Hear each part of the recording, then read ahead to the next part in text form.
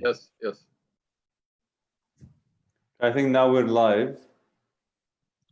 Yes, we are. And someone is recording too. Yeah.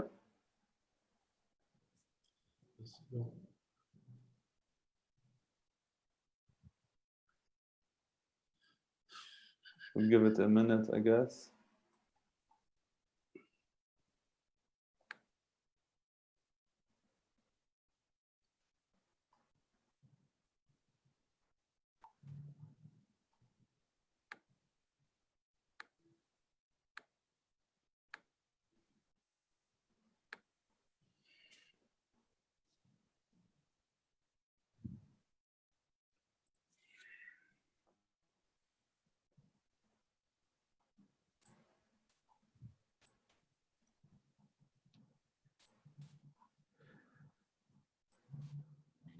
Okay, I think we should start.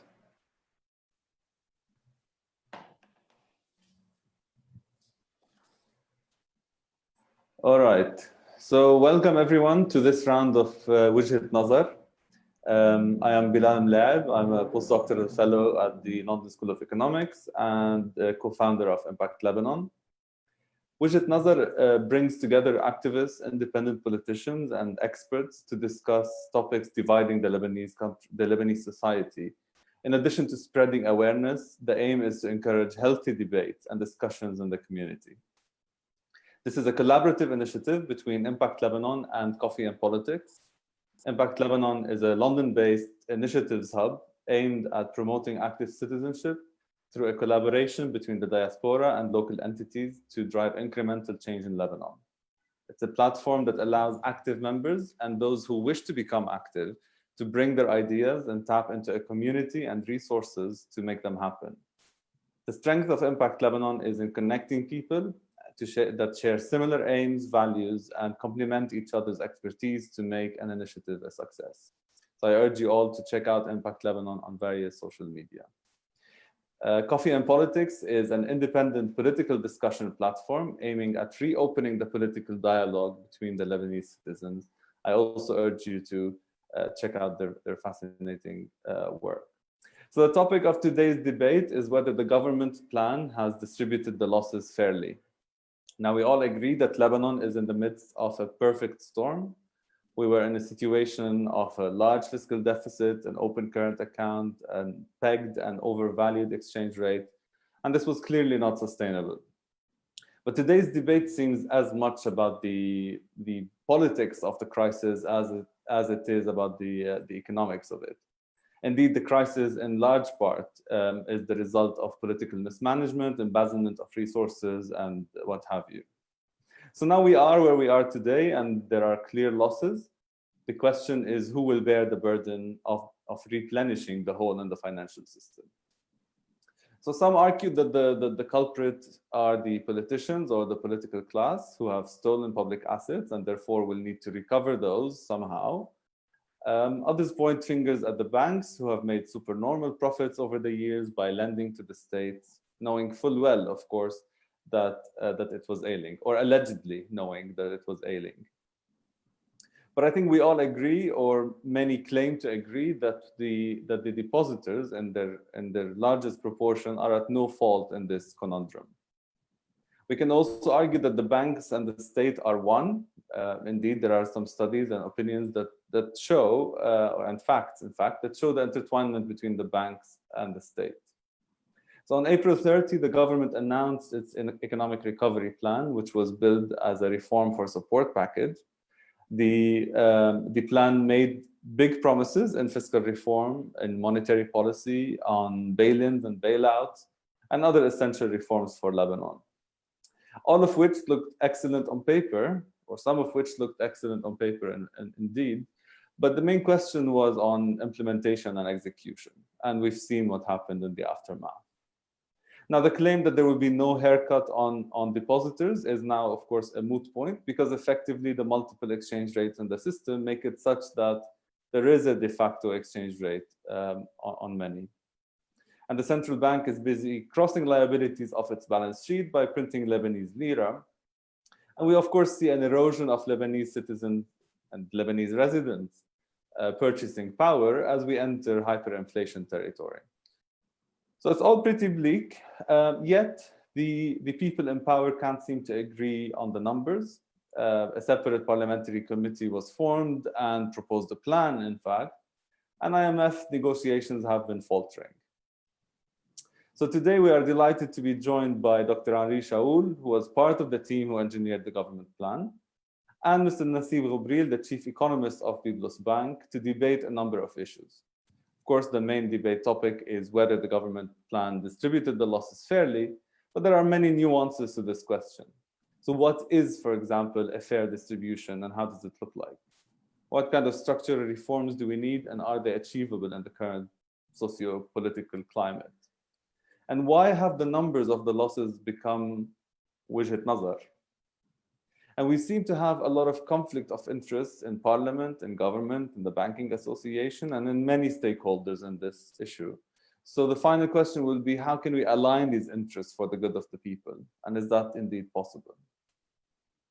So now we'll kick off the debate. We'll start with a poll that will show on the bottom of your screens.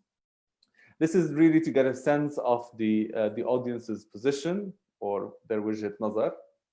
And this will happen before the debate, and we'll have another one at the end. The structure of the debate will be such that 5 minutes for each speaker to make their opening statement. And then we will have a round of questions and rebuttals to the speakers for 45 minutes. This is followed by 25 minutes of Q&A, where you can ask questions through the Q&A box again below. And we'll end with the results of the polls, both the one that we're seeing now and the one that we'll see at the end. And we'll conclude this debate. So once again, I'd like to welcome both our debaters today, Dr. Henri Chaoul and Mr. Nassib Ghobril. And without further ado, I'll give the floor to Henri first for his opening remarks, and then we'll move to Nassib. Thank you. Thank you, Bilal. First, it's unfair that we cannot vote on that poll. So anyways, I know my first comment has to be an apology to everyone. I know that this is the third time, and to Nassib also in particular, this is the third time we're trying to schedule this talk, and the 2 times we have canceled and postponed was actually due to me. So apologies for that. So just some introductory remark. I hope that today the intention is to have a very honest conversation about it, and to put aside all the populist comments and all the populist views regarding the government plan or the current situation in Lebanon. I think we owe it to the people. We owe it. I'm sure that I was told there's about 180 people who are listening to the talk, and I'm sure a lot of them are depositors. Some people are concerned about what's going to happen to the economy. Some people are wondering whether they should leave the country or not. Whatever, there's a lot of these people. We owe people the truth, and that's the most important part, no matter how hard it is. And obviously, I'm here, and I don't represent any party. I'm a Lebanese citizen. So in terms of the government reform plan, first you have to understand what this plan, when we put it together, what it is about. Number one, it was intended to be a comprehensive plan. So it was intended to be, for the first time, I think, in the recent history anyway of Lebanon, I've seen a plan that was comprehensive. It was intended, it had the intention of being a plan that will be compatible with an IMF perspective, because that was the strategy that was followed in terms of when we identified the need for international assistance and for hard currency. So no surprise that this plan is a plan that is going in that direction. Now, the plan has one characteristic in my mind. It's a plan that I consider to be fair, and I will explain that, and we will have a whole hour to discuss that. And I think anyone who is stating otherwise is reading one part of the plan without reading the other. So it is extremely important to be able to read the plan in its entirety and then to provide the judgment, because the cursor can be moved anywhere in the plan, and I think it's important to understand that. So the fairness is one, but also what is very important is the vision of a Lebanon 2.0 in this plan. Yes, this plan is, if implemented, extremely bold, is going away from the traditional economic model of Lebanon. Lebanon, don't kid yourself, Lebanon is not a liberal economy today. Lebanon is an oligarchy. That's what Lebanon is. That is our economic model. You pointed, Bilal, earlier to the connection that exists between banks and the political class. Unfortunately, that has been the hallmark of the economy over the last 30 years. So let me go back to the government plan. The government plan, you have to look at it with all the pillars. I know most of the focus has been only on one, which is the financial sector restructuring, which is a sector I come from, which is a sector I spend enormous amount of time in. But there's also a fiscal reform program, there's a fiscal policy adjustments, there's a monetary policy pillar, there's a debt restructuring pillar, and as importantly, there is a structural reforms pillar. All these pillars have to be taken together. So what I say when what I mean by saying that you have to read the plan in its entirety, I mean by that if you want to just discuss the financial restructuring pillar by itself and assume that the fiscal pillar is not there and the monetary pillar is not there and all the other one, then obviously it doesn't stand on its own legs. So if reforms do not take place, yes, of course, we cannot continue to have a discussion on the financial restructuring sector reform in the way we are discussing it today. So reforms have to happen, no doubt about it.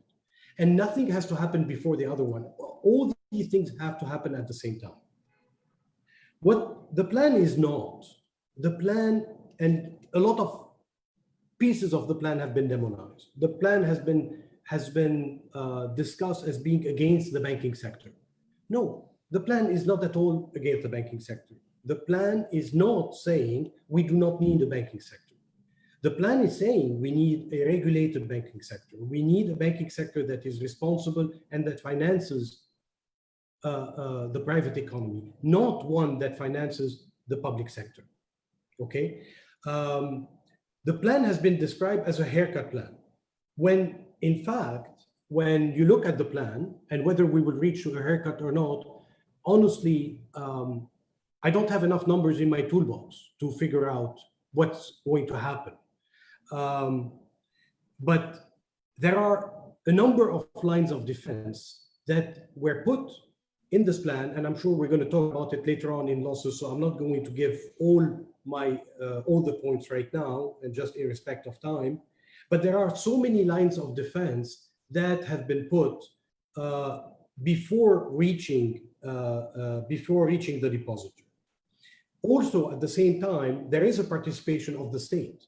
We are not saying in the government plan that the state should not be able to participate. I think I'm running out of time. I will ask for one more minute if Nassib is kind enough to give me that. Of course. Thank you. And the final point I want to make is that the plan is taking a perspective that we cannot be in the freezer. Okay, we cannot continue the situation in which we are today. We need reforms, as I said today, but more importantly, we need to be extremely honest about our financial losses, about the health of our financial sector, and we need to take all the losses now. When I say we need to take the losses now, what I mean by that, we need to move them off balance sheet. And we can treat them over time. We can treat them over time. I don't have a problem with this issue of gradual treatment of those losses, but they need to be out of the financial system. So we need to figure out the procedure under which we do all that. And I had a point on quantification of losses, but I will mention that later on when we talk about losses. Thank you. Thank you so much, Henri. That was really interesting. The floor is yours, Nassib. Thank you. Thank you for the invitation and finally for having the debate as scheduled. I am present today at 8 p.m. Beirut time in my office because I'm concerned that if I'm at home, I will have electricity shortages and the internet would be so slow and so unreliable that we may get disconnected. That tells you in a nutshell the state of the Lebanese economy and how major sectors of the economy have been mismanaged by the successive governments so far. And that's where you should start. If we take a step back to the decision of the government to default on its foreign obligations, first of all, it was taken, I believe personally, under political pressure, under rampant populism, and under the pressure of anarchists in the country. And the proof of this is that it was not an organized default. It's the right of the government to take a decision and to sacrifice the credibility of the Lebanese state that it built over decades to honor its foreign obligations. And that resulted in sidelining Lebanon from the international financial and banking system. But it could have been done in a different way. First of all, 87% of countries who decide to suspend payments on their foreign obligations do it in conjunction with already existing negotiations with the IMF, or at the end of negotiations with the IMF and a program in place in a best case scenario. Second, when the government decides to take this decision, or when it starts debating to take this decision, it communicates, it reaches out to the holders of the Eurobonds, whether they are domestic institutions or foreign institutions. And in our case, this does not happen. That there was no discussion whatsoever, no outreach, no communication with the bondholders. And second, obviously the negotiations or the discussions with the IMF did not start until May.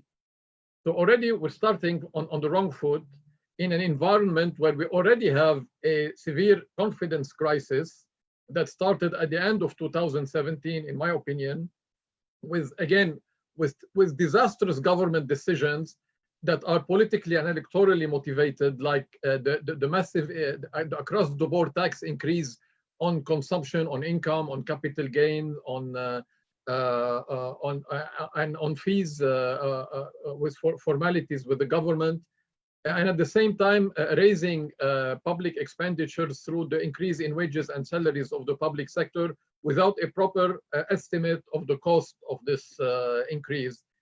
That led to a massive redistribution. That tax increase led to the beginning of the liquidity crisis and to a massive redistribution of income from the private sector to the public sector.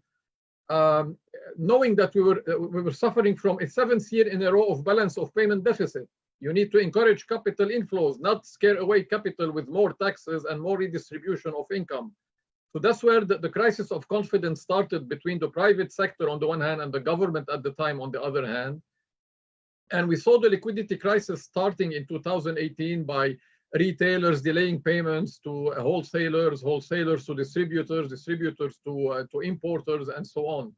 And then this confidence crisis expanded to the Lebanese expatriates, to the parts of the Eurobond holders who sold part of their holdings in 2008 and exited the market when the government was faced with an opportunity under the SAD conference with $11 billion in soft loans to finance the rebuilding of the infrastructure, but it did not take it seriously. And then you had the crisis with the diaspora. The crisis of confidence reached the diaspora in 2019 when they saw that it took 8 to 9 months to form a government without any serious reforms, and they started withdrawing their money from the banking sector and transferring them abroad. And last but not least, this crisis of confidence reached the Lebanese residents here, the citizens here, towards the last quarter of 2019. And we saw what happened with the rush on the banks. So you had a crisis of confidence that evolved into a crisis of confidence between the private sector, Lebanese citizens and the diaspora on one hand, and the government and political parties in power on the other hand. when the government took the decision to default on its foreign obligations, it was already in the middle of a confidence crisis that was exacerbated because of the two factors that I mentioned.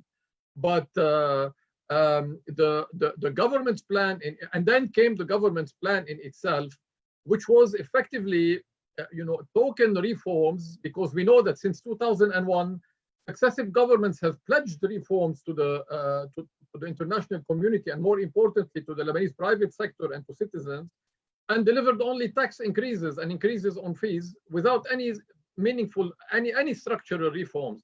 So now it's not surprising that the focus has been on the financial sector restructuring, because it essentially, the plan puts the entire burden, the entire cost on the financial sector, whether it's the commercial banks or the central bank. And the perception is that this plan puts the entire cost on the financial sector to avoid any meaningful reforms of the public sector and keep reforms cosmetic and shallow, given that the losses will be written off in one shot in a bookkeeping accounting approach. And that's where the skepticism is. That's where the skepticism originates, that the plan puts the entire cost on the financial sector to avoid any serious reforms of the public sector and of governance and of implementation of structural reforms. Thank you so much. So what we've heard basically from Henri is that the plan cannot be taken piecemeal. It is a comprehensive reform package. It has multiple pillars, both fiscal, monetary, banking, etc. But it's a comprehensive plan, and we should not read into it with a cursor, basically. So we take it whole, or it doesn't work. And then what we heard from Nassib is that this is not a crisis of yesterday. This has been in the making for many years. What we're hearing, of course, is that the government is incompetent and will not be able to execute these reforms. The question is, what was the technical at the technical level, was the plan able to distribute the losses fairly? And I think we didn't really get that answer yet. So maybe let's start with the first question on what is a fair distribution of the losses. And in this section of the debate, we'll do 3 minutes interventions each, and then 2 minutes rebuttal afterwards. So why don't we start with Henri again? May I ask a question? Are we going to have rebuttals or kind of a discussion on the introduction that we both provided? Because I think it will be useful for the people who are listening if we can take 2 or 3 minutes each to just discuss what was just presented. But it's up to you. I don't know the plan, but we're happy to do that. Yes. Yeah, we can do a 2 minutes intervention each if you wish. Okay, would be great if Nassib, you agree with that. That's fine. I think you know, I've listened to Nassib's description of events, and I'm not going to comment on all of it, but there are 2 points on which I agree with wholeheartedly, and there are 2 points where I disagree. The 2 points of agreement is the successive failures of government. That is completely true. The public sector has amazingly led us to where we are today. And it seems to me that this is continuing in the same direction, and we'll talk more about it later on. The second point of agreement is in terms of reforms, and that no reforms have been done. Since Paris 1, we promised reforms, we lied to the international community. Paris 2 came in, said, and 3 and said, and all that. However, I think the big disagreement I have is that the financial sector played a big role into financing this beast and making it grow so much that it became out of control. If you go back to the banking sector of the 1980s, you will see that this stuff was not there because there was a separation between those 2 risks. And I wish today, this problem we're having today, we had it like 20 years ago, because then it would have been more controllable. The 2 points of disagreement very quickly are the decision of default. The decision of default, I mean, I don't want to consider myself to be Robespierre and to be an anarchist, but I think it's really, it was so obvious that that was the only decision that made sense at that time. The liquidity that we had and the problem have started way before that decision was taken, started way early in 2019 where the banking sector had this liquidity. So I don't think it's the default that made it there. So these are very quick comments, and then thank you for allowing me to say that.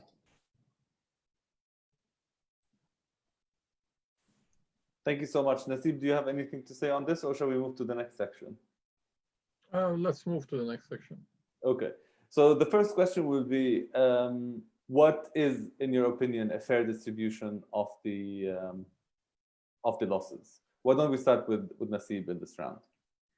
A fair distribution of the losses is to see what is the root of the causes that led us to the crisis of today. And the root of the crisis is the mismanagement of the public sector, is the lack of governance and transparency in public institutions, is the massive increase in public expenditures. Public expenditures increased by 150% between 2005 and 2019. And most of these years, the successive governments operated without a budget. It is again the lack of a serious will to implement any, even very basic reforms and very obvious reforms, maybe not to restructure the public sector, but at least to stimulate economic activity, to improve tax collection, to fight tax evasion, to improve the collection of fees, to fight customs evasion, to implement laws that are good on paper but are partially implemented and sometimes not implemented at all.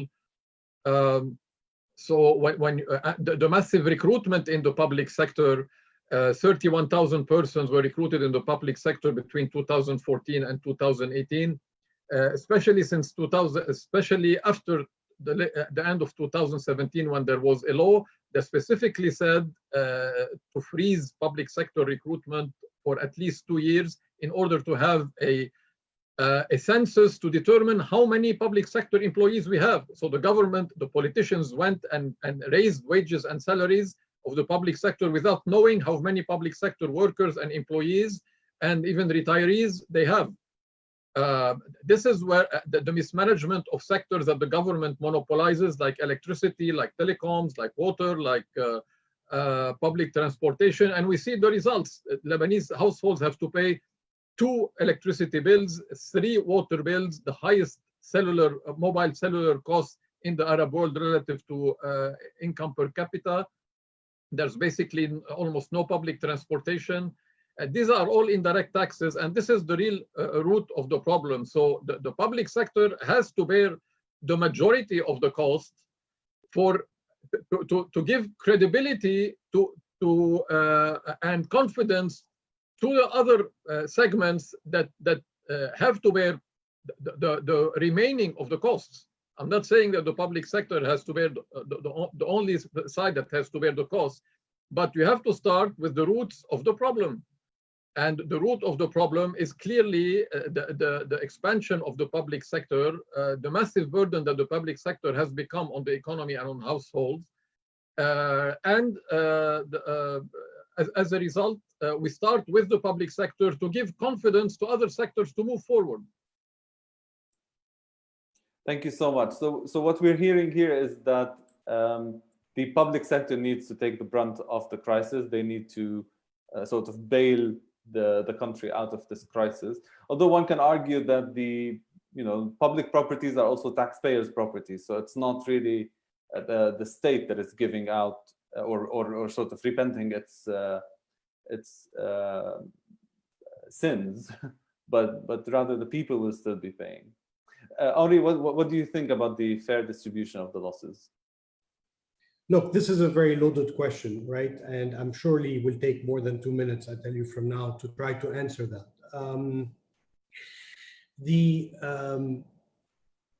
One thing that Nassib said, which is very correct, right? That this stuff has been going on for the last 30 years. or he didn't say 30 years, I'm saying 30 years. He said past successive governments. And there has been a party that has been going on, a party that has been where people spend money and some other people finance it. Who's sitting around this table? And now after 30 years, we have to pay the bill. That's effectively what's going on. And these are the losses that we're talking about. So who's on the table and who's responsible for all that? Well, you have, in my mind, in my view, you have three different participants. You have the state. Now you have the state in terms of two different entities, if you want. The state as representative of the people, and you have the state as being the guarantor of no corruption, good governance, the right public policy, and so forth. And then you have the participant to the financial sector. So you have the shareholders and you have the depositors. So the question is, okay, now the bill came after so many years. Who's going to take the bill and who's going to pay the bill? I think we all agree to some extent that the last line of defense ought to be the depositors. I'm going to park that on the side for a second. When we say the state is responsible, of course, the state is responsible for providing stability in the financial system. The state is responsible to conduct all the audits, to be able to do all the reforms, to return any money that was stolen. And I'm very serious about that, because if we can't do that, then we need to talk about something completely different. We either want today to take the opportunity to build the right state or not. We don't solve the problem by going and dipping, for example, in state assets, which are the property of the people who are sitting on the table, also represented by the state, just because we can't find where else to finance the losses from. This cannot be, okay? So the people as such are not the ones that have benefited from the largesse of the state. They did to some extent, but not to the extent of what is being required of them today. And by the way, today, the people are the ones that are paying the price. There are two categories of people paying the price today, are people and depositors. Depositors are getting effectively haircuts every day, okay? People are paying the price through exchange rate, devaluation every day, and through hyperinflation. That's what is happening. While the rest of the people, right? The state is doing no reforms. I will continue to say that every 5 minutes so that people don't think, you know, I'm representing the government here. And the shareholders who have benefited of the banking sector, who have benefited from that largesse of the state also, have not taken a hit on that. No, now I know I'm out of time, so that's as much as I will go, because I really don't want to extend over time. So why don't we go through a round of rebuttals now? Floor is yours, Nassib. We have to remember, when we talk about the shareholders and the depositors, they seem to be the primary target of the government's plan, because if you look at their estimated losses, which is about 241 trillion Lebanese pounds, if you take the equity of the banking sector, of the entire banking sector, it's about 31 trillion pounds. So if you wipe it out completely, you still have the balance, about 210 trillion Lebanese pounds. Who's going to pay for it? That's obviously the depositors. There's no line of defense. There is no alternative to that. And these various options, when they say there is no haircut on deposits and the depositors will instead get a share in the banks, instead of the deposit that they lose, or get a share in those state funds that are looking to recover $10 billion in stolen funds. This is effectively a haircut, whether you like it or not, and it's restricting depositors' money. Now, if you look at some figures regarding the banks, cliche that they're financing the government to make money. First of all, if you look at the growth in public expenditures, treasury transfers to Électricité du Liban, the state-owned and money-losing utility, increased by 26% between 2010 and 2019.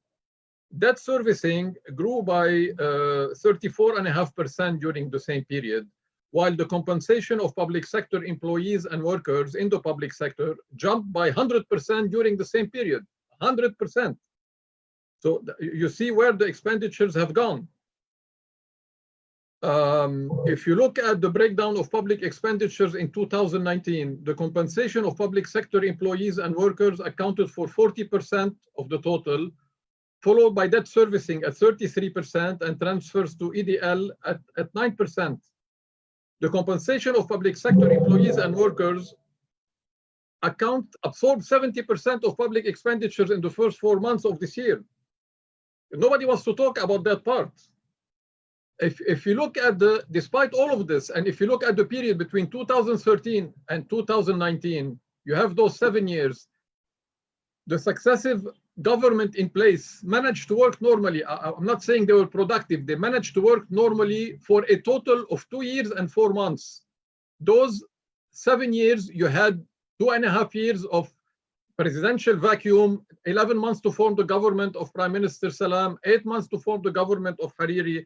And despite all of this, the weighted interest rates on outstanding treasury bills was 6.44% at the end of 2019, and the weighted interest rates on Eurobond was 7.4% at the end of 2019. So the role of the banking system, whether the central bank or commercial bank, was to maintain stability, monetary stability, and public finance stability, and therefore economic and social stability, until the authorities implement reforms. It was the responsibility of the banking sector to maintain stability. And frankly, these interest rates show that the banking system has saved the government a lot more in debt servicing than it has paid. And let's not forget that the interest that the banks generated, the interest rates that the banking sector generated, 2/3 of them went to depositors. They didn't go to the banks. 2/3 of them went to depositors. And 75% of the profits that the banks generated since the 90s, not in the past 4 years, were reinvested into the capital of banks. And that's why you have a banking equity of $21 billion at the official exchange rate at the end of 2019. Thank you so much. Henri. Just as a rebuttal on few points. Number one, I'm not going to get into the issue as to whether the banks have profited from that. The explanation that Nassib has given in terms of the growth in the capital, plus I will add to that the dividend that got distributed by the banks, will show how profitable that sector was.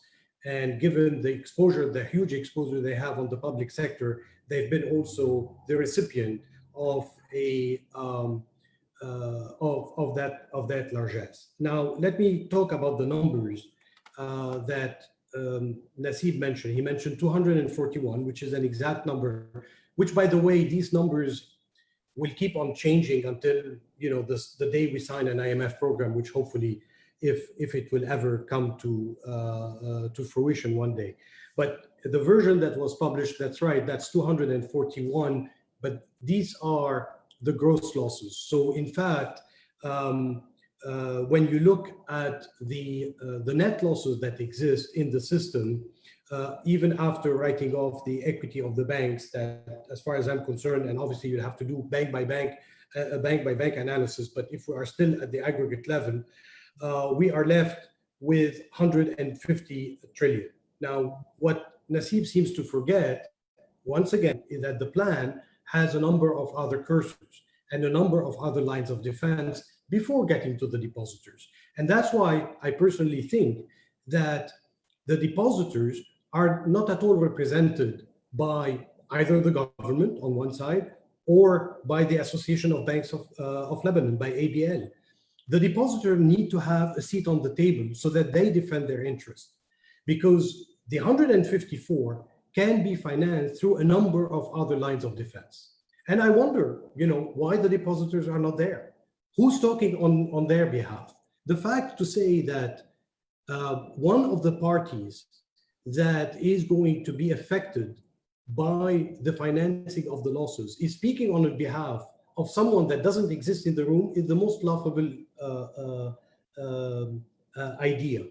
But if you take into account the amount of ill-gotten gains, if you take into account the excessive interest that will need to be taken into account here, or that have been paid especially over the last few years, if you take into account the reversal of financial engineering, just to understand how much who was profited by whom, you add up all this and you will realize that, yes, there may be something that the depositors will have to pay, but at the end of the day, it's not as large as people say.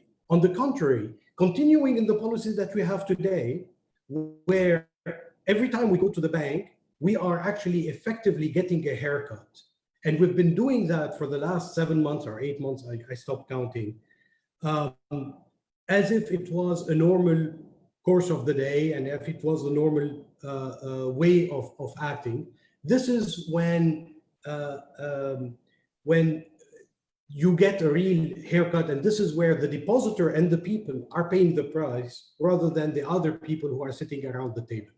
So I do think we need to get out of this comfort, and we need to get out of this policy of continuing doing things as we are doing today. Thank you so much. This was very interesting, even if inconclusive in many ways, which is a very good reflection of how the country is at the moment. Let's move to a complementary bit of the question, which is on structural reforms. So, of course, that we have losses. We need to finance them somehow, but we also need to build back better. We need to also rebuild confidence. We need to attract, hopefully, capital. What kind of structural reforms do we need, and are they achievable? That's the first bit of the question. And the second bit, why haven't we seen anything start yet? So again, we start with you, Nassib. That's a very good question, and I cannot overemphasize the importance of restoring confidence. Everything has to evolve around confidence. I can give you some quick figures about confidence through our Byblos Bank Consumer Confidence Index. In March of this year, the index reached its lowest level in 7 years. In April, it reached its lowest level ever since we started calculating the index in July 2007, and we calculated on a monthly basis. In May, it reached a new record low. In the second quarter of this year, we just published those results. The index reached its lowest level on record on a quarterly basis. If you look at the underlying figures, underlying survey of the index, 90% of the surveyed Lebanese believe that their personal financial condition deteriorated from 6 months earlier in June. About the same percentage, 91% thinks their personal financial conditions will further deteriorate by December of this year. 88%, 87% thinks economic conditions deteriorated from 6 months earlier. And about the same percentage thinks economic conditions will further deteriorate by the end of this year. So you see, there is no confidence whatsoever. And the paralysis of this government, I'm not putting the entire blame on this government, but the paralysis of this government for the past 4 months has exacerbated this confidence crisis. And your question is very much to the point. What are the reforms that are needed? At the beginning, we know that structural reforms need time, medium term, long term, but there were about 15 decisions that this government could have implemented immediately upon taking office, and that would have at least maintained the same level of confidence that when it took over. And we still see the paralysis. We see statements by ministers that we should do this and we should do that, but on the ground, nothing really is happening. So definitely you need to start taking measures, and there are easy measures that don't need to wait for an IMF program. And anyway, there are reforms ahead of an IMF program that the IMF will require in any case, such as a capital controls law, such as modifying the 2020 budget to include a medium-term fiscal framework.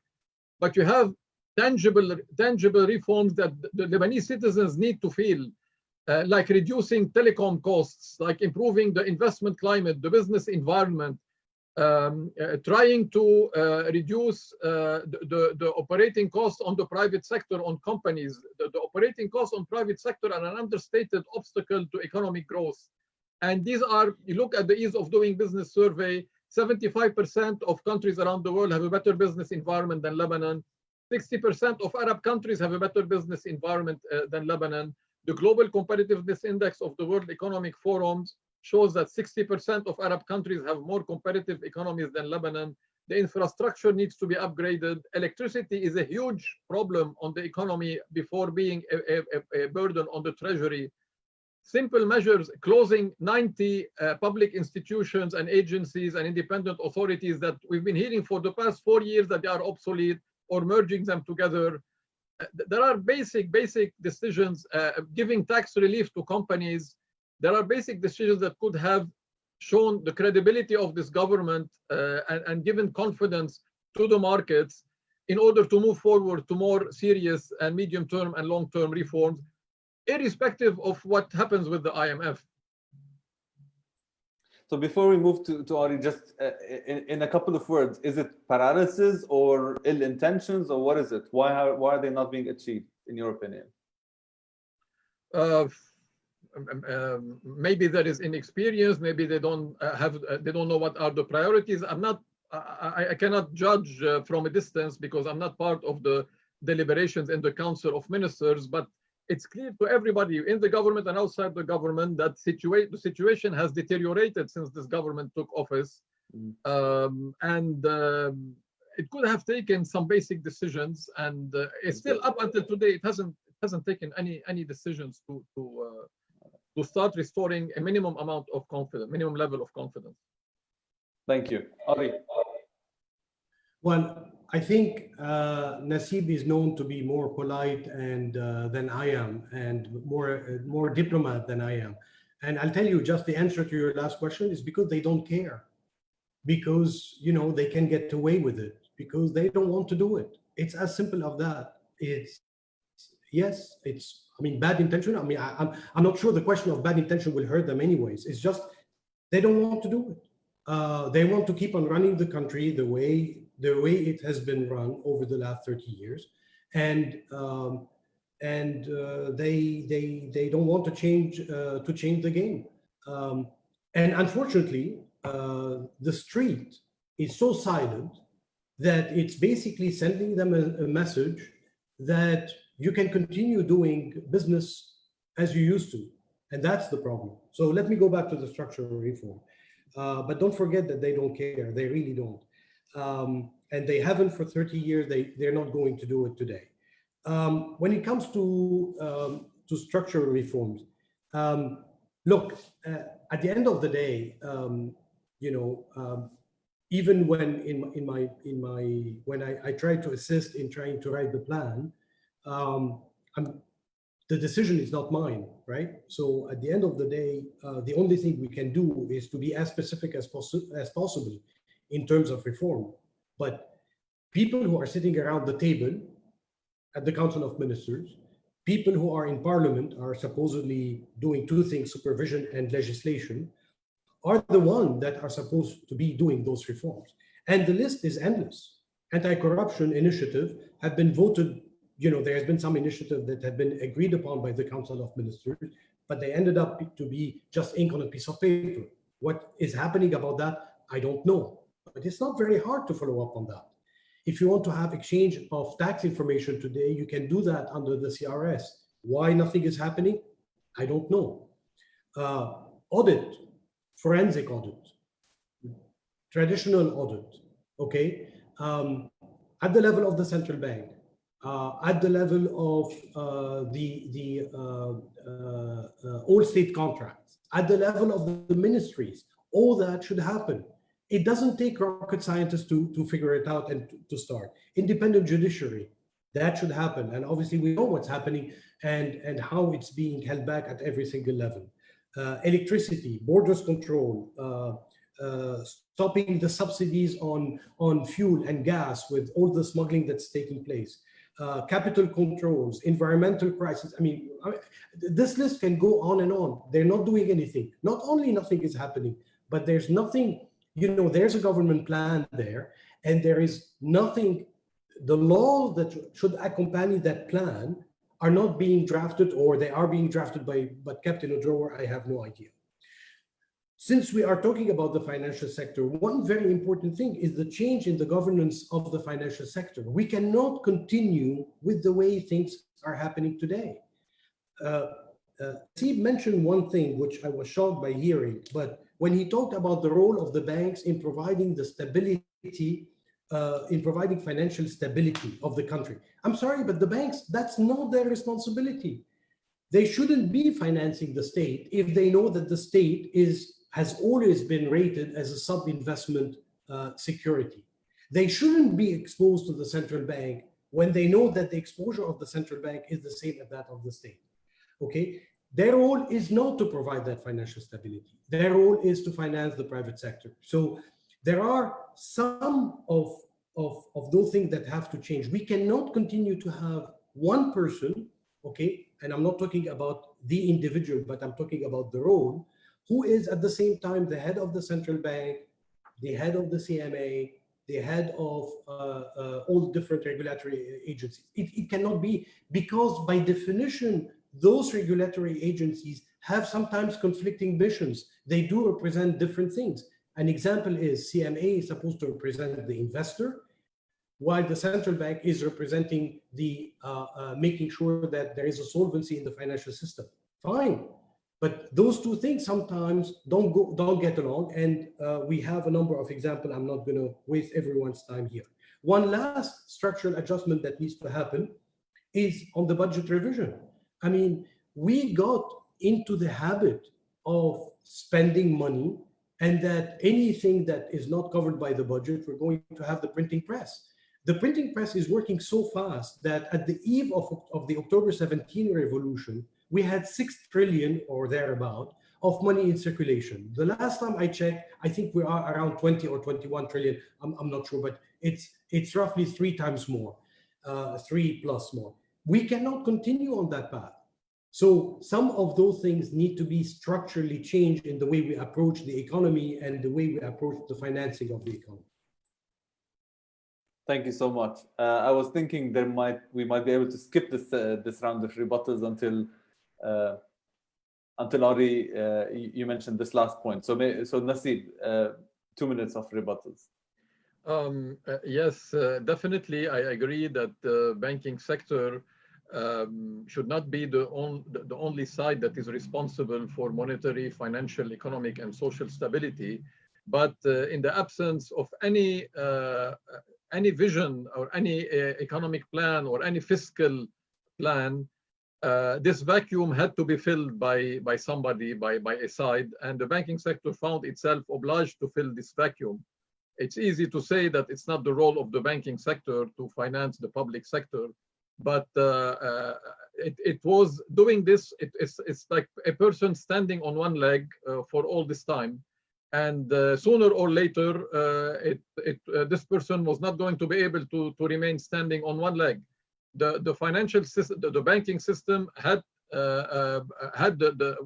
the only side that was providing the stability. And if we managed to take advantage of the opportunities that existed, and the last was the Sadr conference, at least, and implementing the very modest reforms that the international community expected, maybe we could have avoided the current crisis.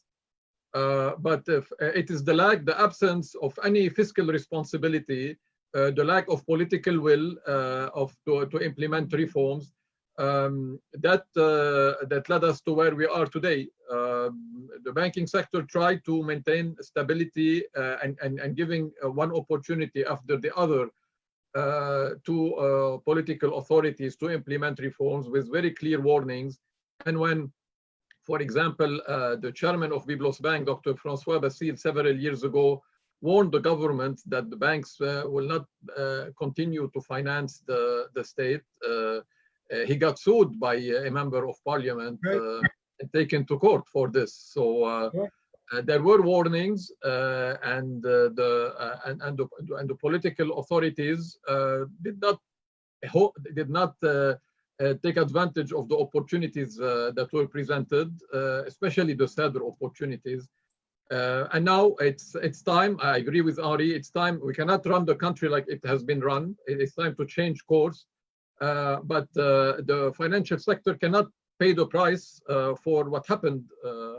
It can bear the cost along with other stakeholders, and especially the depositors should not pay the price, given that their only sin is that they trusted the system and placed their money in Lebanese bank, especially the diaspora, because if you lose the diaspora, you're not going to be able to have a functioning banking sector.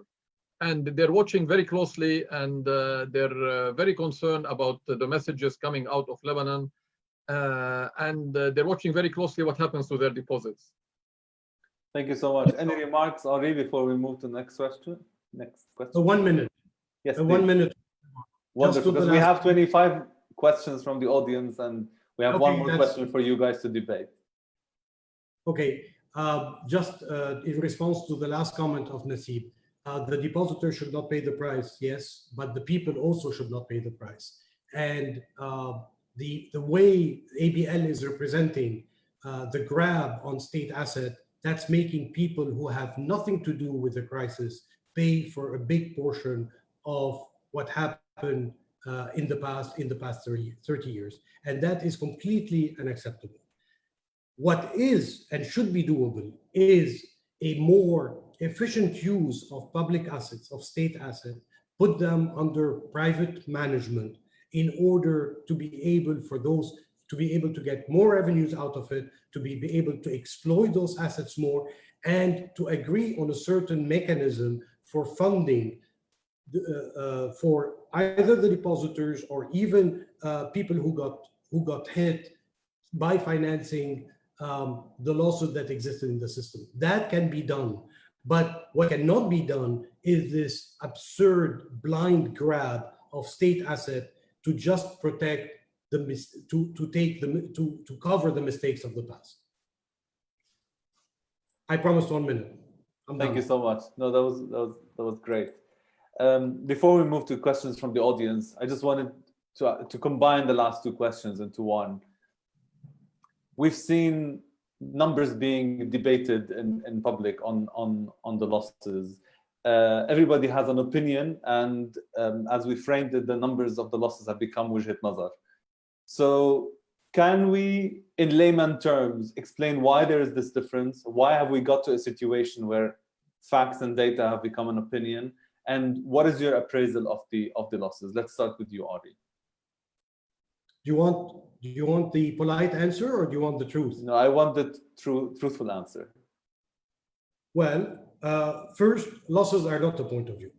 Okay. Now, losses will change, and losses are based. Some parts of the losses are based on assumptions. There's no doubt about it, and we can debate the assumptions. So, for example, if you think about the losses, you will see that there are three buckets. There is one which are the past losses, so losses that have happened.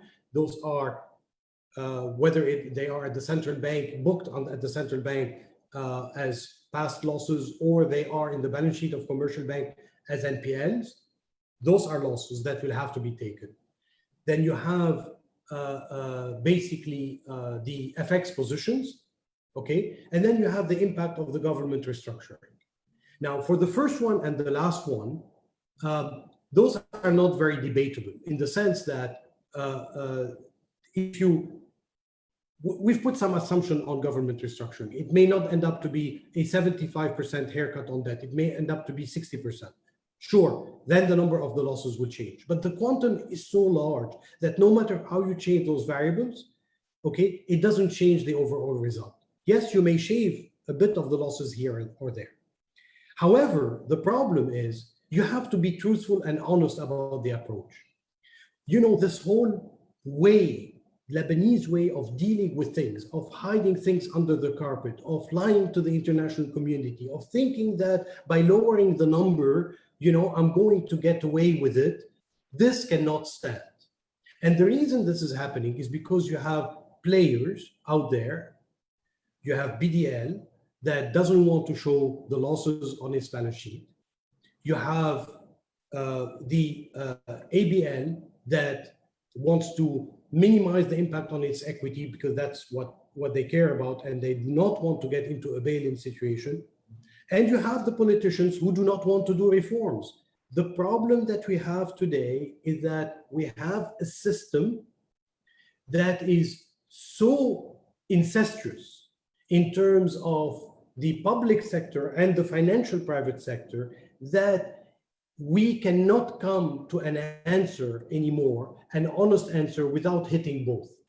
And we go back to the losses. I mean, should it be third or whatever? I mean, first, we don't have the numbers to be able to answer that. But what my point of view is that when you take a look at those losses, you have to have as honest as a perspective as possible. And then the real debate is the debate that needs to happen is how do we finance it? And there, people like Nassib and I that seem to be at two ends of the spectrum, I can assure you that within a week, we can come to an agreement. But let's not try to come to an agreement by hiding the numbers. Let's see once and for all what is the extent of the problem, and let's then discuss the solutions. Unfortunately, the way people have been approaching that is trying to kick the can down the road one more time. Thank you so much. Nassib. First of all, I have to disagree strongly about the notion that the banks are trying to grab state assets. Not at all. The contribution of the Association of Banks to the government's plan, and it's a contribution, it's not a replacement of the government's plan, is to solve the issue of the public debt held by the central bank. The central bank is the biggest holder of public debt. Let's not forget that. The defeasance fund that the banking sector has suggested is to have state assets of $40 billion that are entirely owned by the state. The fund will be entirely owned by the states, except that the fund will issue low interest rate bonds for 20 to 30 years to BDL in exchange for the public debt in foreign and local currency that it holds, which will be transfers to the fund and then to the state, and the state can write it off. There's no grab of any state assets. These state assets will remain fully with the state, and there will be an international management firms who will manage them to improve their productivity. So revenues from these entities will continue to stream to the treasury, and with better management, the revenues will increase. If you look, for example, today at the figures that the Minister of Finance released just today, telecom revenues are down 55% in the first 5 months of this year. This is supposed to be a golden egg, a golden goose for the state. Telecom revenues are down 55%. So it's joining the electricity sector in terms of mismanagement and poor results.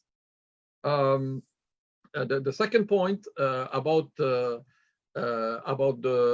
losses, of course, you need to preserve the equity of banks.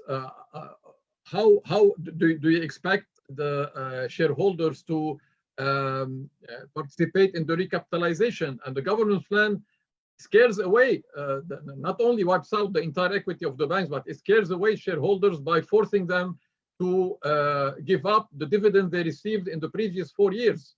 You need to provide incentives for these shareholders to recapitalize their banks, not to scare them away. And when you provide incentives without wiping out the entire equity of the banks, and banks realize that they will have to take part of the losses. Nobody's denying that there are losses, and the banks will absorb part of them, including on the non-performing loans of the private sector, which the government's plan overestimates as well, according to the Banking Control Commission, not according to the Association of Banks. Then yes, you will have. I go back to the confidence part.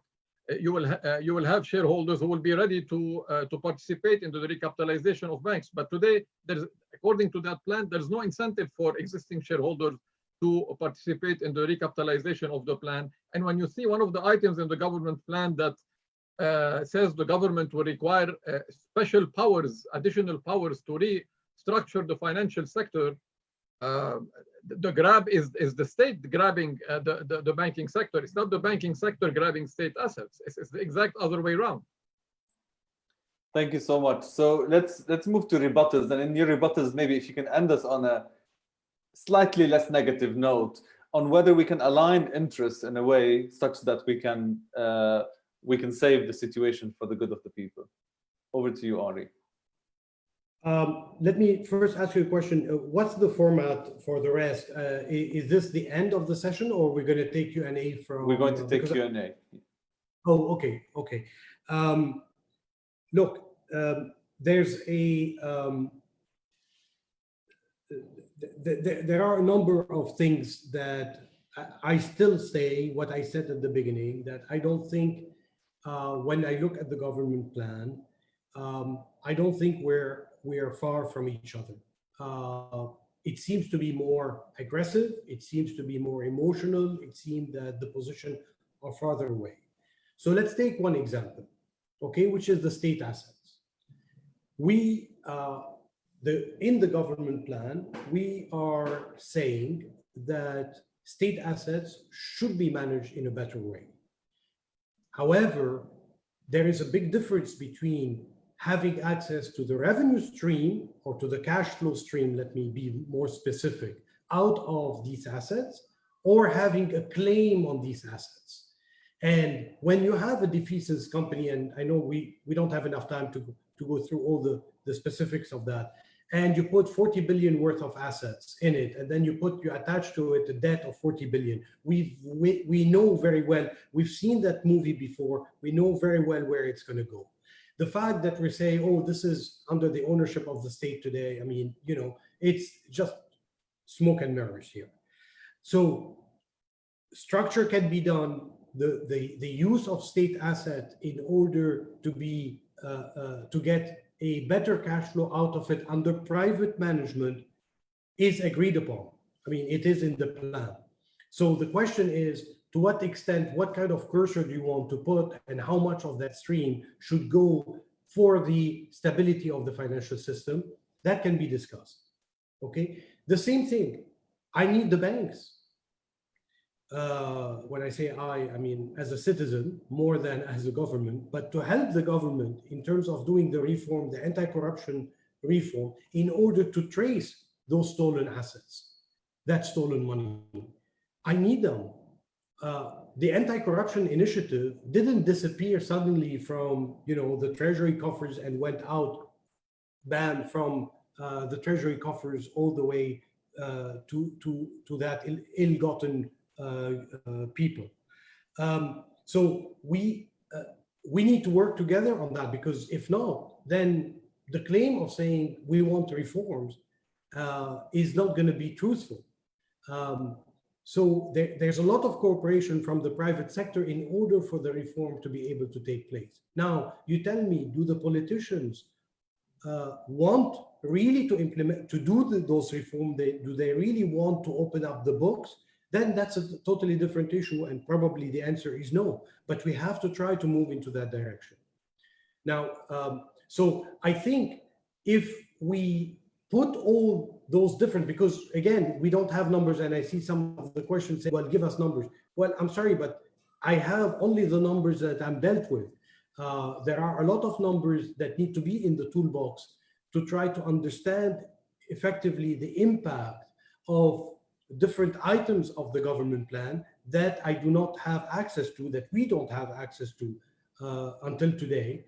And we need the cooperation of all the parties in order to be able to refine. However, what I do think is that there are enough lines of defense, once again, in order to be able to protect as many depositors as possible from this financing losses. Thank you so much. Nassib? I fully agree with Henri that we need to cooperate all together to find a solution and a common vision. and I wish the government remembered this before it was, when it was deliberating the decision to default on the Eurobonds or not. It did not involve the banking sector in its decision. It did not involve the banking sector in its decision when it was formulating the first draft of its plan that was leaked in early April, or the final version of its plan that was distributed at the end of April of this year. And now, with the discussions taking place between the Association of Banks and the government, it seems for me, from a distance, that the government is trying to say, okay, we are sitting down with the Association of Banks based on its request, but effectively what the government is doing is telling the IMF, we tried, we sat with the ABL, and we did not reach an agreement, so that's it. I agree with Henri that we need to make more efforts to sit together and find a common vision and a common road to start the reform process and to reach an agreement with the IMF. Fantastic. Thank you so much. I mean, there's no end to this conversation, and I think we covered some grounds, but there's still a lot to talk about. Of course, we promised the audience a Q&A. So if you'll allow me, I'll read a few questions, and feel free, the audience can raise their hands and intervene verbally if they want to, but I'll choose a number of questions. We have already around 30. So one question is how a legislation of capital control will re-establish confidence. It did not work in Argentina in late 90s. Would you impose a capital control on non-resident deposits and still think they will send their USD to Lebanon? Another question was on, particularly to Nassib, if this is a liquidity crisis and not a solvency crisis, the Association of Banks in Lebanon's plan mentions a debt defiance fund effectively based on a $40 billion valuation of state assets. Is that realistic? It seems suspiciously equal to the exact losses at BDL, Charles writes. So let's take these two questions, and then we'll come back for more. Who would like to start? Well, I can very quickly, just on the capital control. I think we definitely need capital control law. We actually needed it before October 17, to tell you the truth, because the problems of liquidity in the country started way before that. But we need it because when we think about the solution, the overall solution to financing the losses, we need to have first, and probably you're going to tell me between October 17 and today, that argument is already void, because whatever dollars that existed also still within the banking system have left.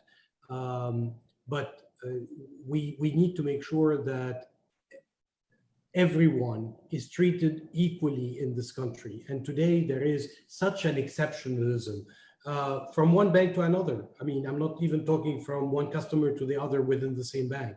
From one bank to the other, people are lost. We spend so much time trying to figure out what to do and how to finance our personal budgets every month. There's a sort of even when you have discussions with the international organization in terms of how you're going to finance this with all these moving pieces of the puzzle, fresh dollars coming in, and suddenly the local dollars keep on increasing in the country. I mean, if you look at the numbers, we were at 120 billion, and probably Nassib can correct me on the exactitude of these numbers, but on September 30, and we are still at 117 or 116, something like that, $1 billion within the commercial banking sector, although there has been a change in the mix. So we need to make sure that all the different pieces of the puzzle are not moving anymore. And maybe I'll let Nassib answer while I remember what the second question was. No, I think the second question was addressed to Nassib anyway. Yes. The capital controls law is a must. I fully agree with Henri. At least it should have been put in place in November. It has been a request of the Association of Banks since then. it's the person who asked the question said that it didn't work in Argentina. In the case of Lebanon, it will formalize and legalize and brings transparency and normalize the maybe not normalize, but it will regularize the transfers abroad and withdrawals from banks. Even the draft law that is now in the parliament does not even address withdrawals from banks, local withdrawals from banks. It only addresses foreign transfers. And the capital controls law is a prerequisite of the IMF, by the way. It definitely would have helped if it was passed or implemented in November at that time, and we've wasted so much time not passing that law. And this is one piece of legislation that is part of a much bigger reform plan that needs to be put in place. So if we're stalling 6 months now on the capital controls law, that should be easy to do. It's not labor intensive, and that requires the political will, and we have plenty of legislators who are lawyers in parliament who can draft it, and the IMF has provided its input on the draft law, and still it has not passed up until today. You see the obstacles to reforms.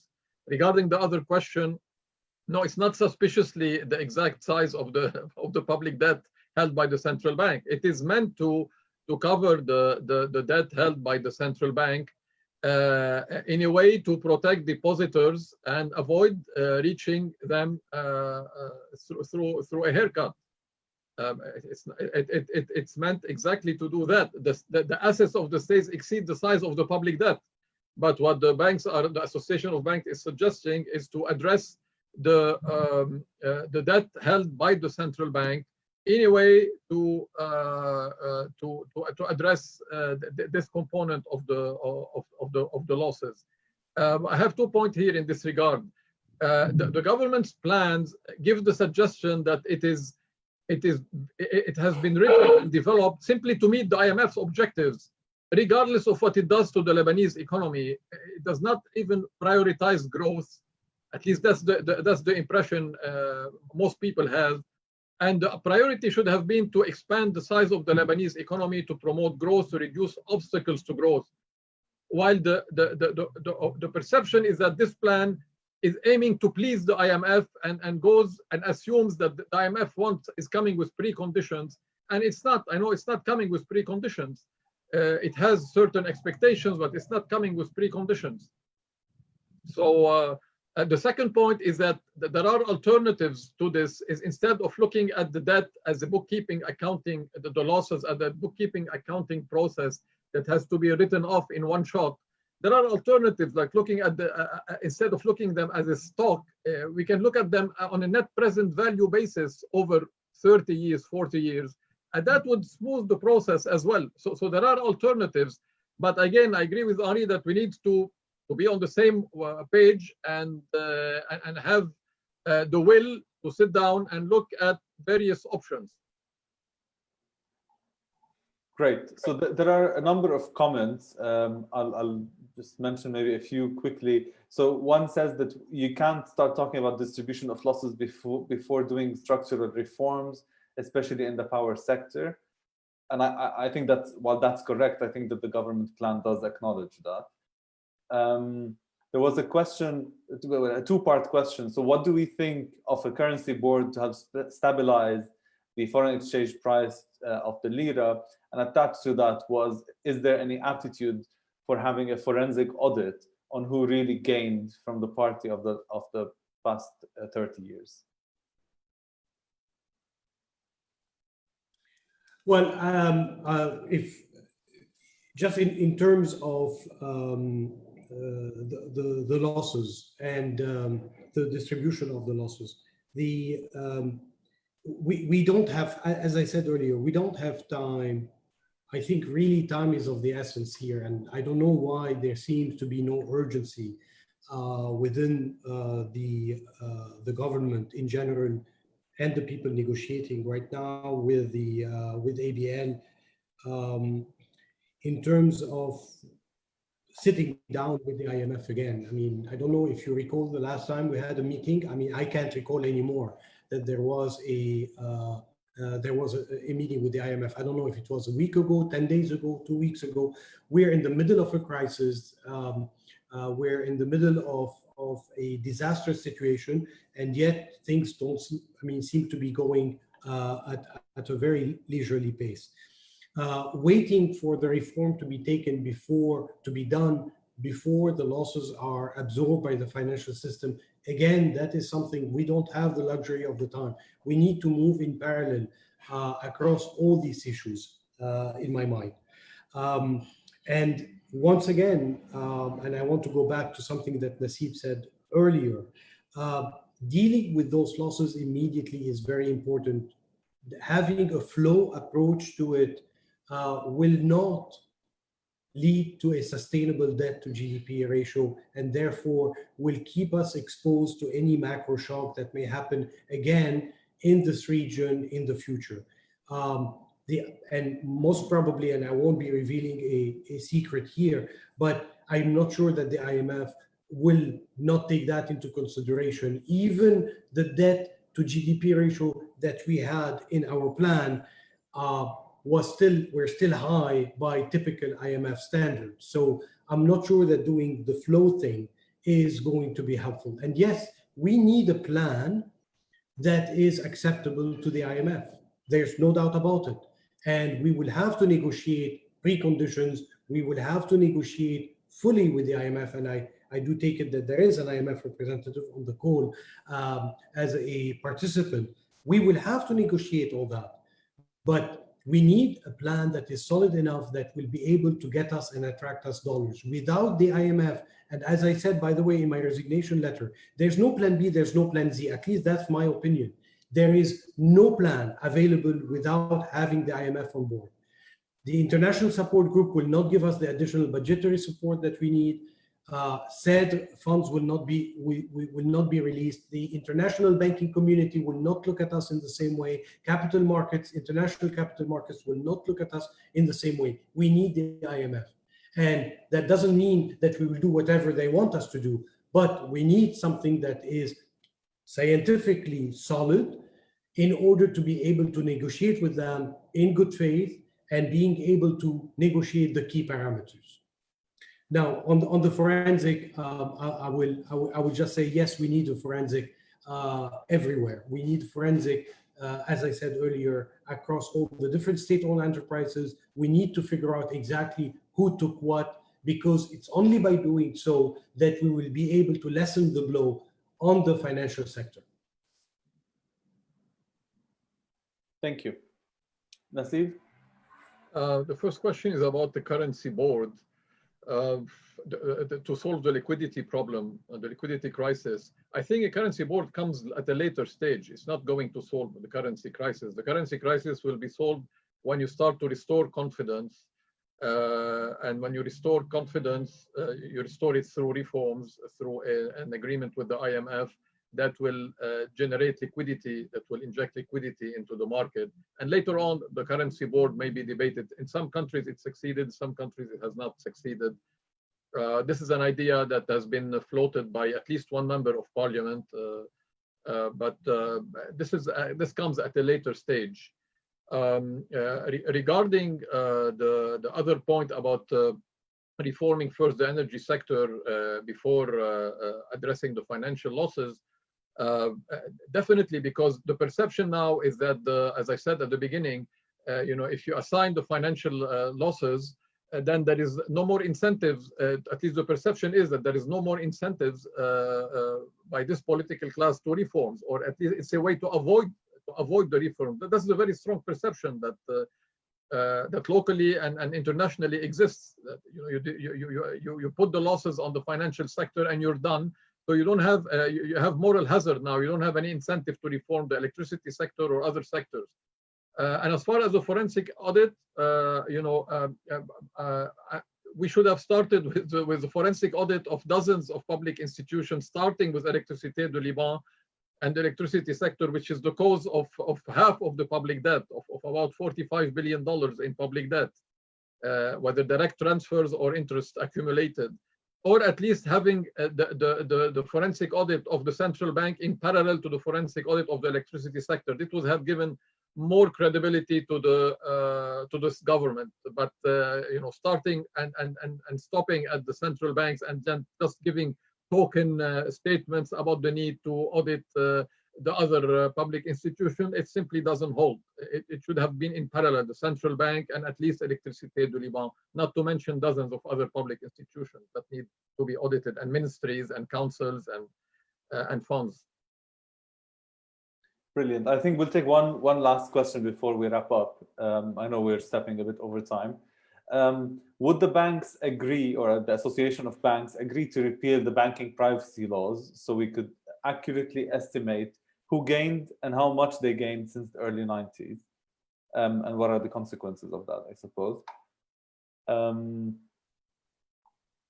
And the other question is, I think we covered most of the other questions, actually, so there were very common threads. So maybe let's take this one on banking secrecy, and if there's any final remarks that you guys wish to make. Look, I'm sure Nassib is going to have a totally different view on this. I think banking secrecy has played an important role in the 50s when it was enacted, and over the several decades after that. I think today we live in a totally different environment. I think today in this is not the competitive asset that we want to have to rebuild the financial sector. We want a fully transparent one. We want, and I'm sure, by the way, and you will see that a lot of the supposedly forensic audit work that we all want, or we all say we want on this code, is going to hit the wall of the banking secrecy. Oh, sorry, you cannot take a look at this. Oh, you cannot take a look at that. There's banking secrecy, and there's a huge, very long procedure that we will have to go through. So basically, the forensic audit will be dead. There's no reason whatsoever in 2020 to be able to have such law on our books. I think this should be repealed, and that should be part of the structural reform. And if we really want structural reform in this country, that is the first thing we need to do. Thank you, Henri. Before we move to Nassib, I'm just going to remind everyone that we'll be launching the second poll for this evening, which will be the same as the beginning, and after Nassib's intervention, we'll show the results. I have been saying way before the crisis, when I used to be asked about banking secrecy, especially with the advent of the FATCA law or the exchange of tax information law, that if a potential depositor wants to place his or her deposits in Lebanese banks only because of banking secrecies, banks don't want these deposits. You already had the Special Investigation Commission, who has the powers to recommend the lifting of banking secrecy, plus you have the other laws that the banking sector had to abide by. Eventually, it's the responsibility of Parliament to modify, to suspend, to change the banking secrecy law. And whatever Parliament decides, the banking sector will implement. So it's not a sacred cow that we cannot touch. It's something in the hands of Parliament, and it's up to Parliament to decide what to do with this law. And the banking system, whether the central bank or the commercial banks, will abide by it in full. Thank you so much. Are there any final remarks you wish to make before we move to the poll? No? Okay, excellent. So maybe if we can see the results of the poll.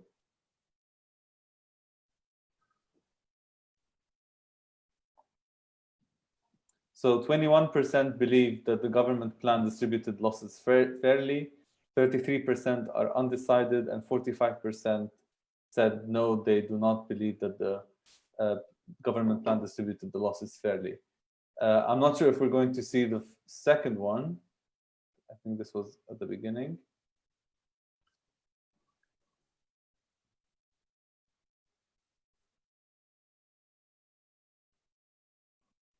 No, perhaps not. We're just waiting for the votes to come in. Okay. Can you put back the ones before? Sorry. Yes, I will in a second. Okay. If anybody else hasn't voted, please go ahead. I think somebody in the audience has a question.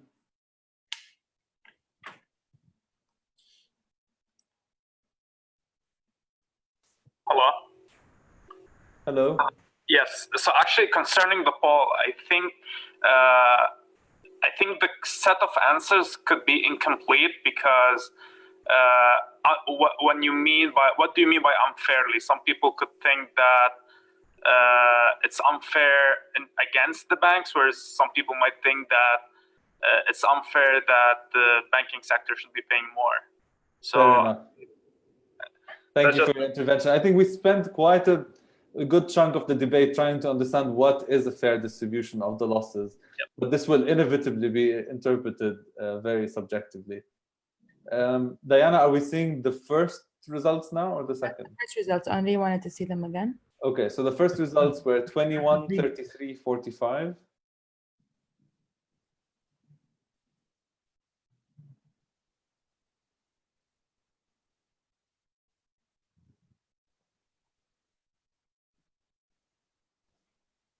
And the second is 39, 6, 55. So there's more shift from the undecided to the yes, which is a good sign. Of course, there's still polarization in the opinions, and I think that's an artifact of the question itself. And yes, please. I don't know if I would blame the questions. Look, it's a very difficult thing. What the country is going through right now is probably, I lived through the Civil War, and I've seen different phases also when we went through a devaluation of the currency in the late 80s. I think what we're going through, the country has never experienced it. I've never seen images of Lebanon the way it is today. So the fact that everyone is paying a price, a certain price, in one way or another, think about the people who are on a minimum salary, or people who are, used to be making the equivalent of $800 before the currency started depreciating. These guys are living on $100 or $120 a month. Poverty is at 50%. We're talking about Lebanon here. So it's very, very, very difficult. So I can understand the polarization. And communication is going to be key. Talking about the type of Lebanon we want. Look, I have my views, Nassib has his views, you have your views, and they're not going to be necessarily overlapping. So that dialogue needs to happen very openly in order to be able to allocate the losses in a targeted manner. It's very important. We need to make sure that we take advantage of this crisis to reshape the Lebanon that the people want. I mean, it's not my opinion or Nassib's opinion. Hopefully, I can impact that and I can influence people. But at the end of the day, if people want to go back to the same system, if there are parliamentary election next year or 2022, whenever there are, and they want to bring the same people back into power, you know what? I mean, I don't know how many times we have to keep on trying to tell people that this is not the right thing or we want a different system. But at the end of the day, we live in a system where people have the last vote. So it's extremely important to explain to people. We have 2 years to do that, to show them, what are the pros and cons of this system or that other system, to explain to them the policy alternative that they have, and to show them the impact that it may have on their lives. Absolutely. No, thank you so much for this intervention. And I fully agree. I think part of this series of debates, and of course, it's not just this debate series. I think one of the most beautiful things we've seen over the past 9 months in Lebanon is this flourishing of مساحات نقاش, places to actually debate and discuss the pressing issues and make them more salient to everyone, so that everyone can participate actively as citizens in this debate, because it does affect us all, and there is no easy way out, naturally. With that, I'd like to first thank you both for joining us today. It has been a real pleasure listening to this debate. I think naturally this is not something that we can close on and say we've agreed on a set of issues or not, but I think there are common denominators, and as both of you have mentioned in your interventions, perhaps more conversations and more dialogue can bring us to agree on this set of common denominators, and then try and expand. So thank you so much for taking the time. Thank you for everyone who has attended this debate. Please check out Impact Lebanon and Coffee and Politics on social media. And if you have any further questions, please reach out to any of us. Thank you so much. We had an amazing 90 minutes without an electricity outage, which is unbelievable. Yes, fantastic. Can I add something, that's not the news please? that we're getting from Lebanon, right? We're expecting more outages to come. Yes, please, Nassib. To continue along with what Henri is saying, but in a different way, in a quantitative way, the opportunity costs that the Lebanese citizens and the Lebanese economies are paying are enormous and are accumulating. We estimate output losses, which is the difference between potential GDP and actual GDP growth. Between 2011 and 2019, the output losses, or what I call the opportunity lost on the Lebanese economy, total $44 billion, which is equivalent to 9.5% of GDP.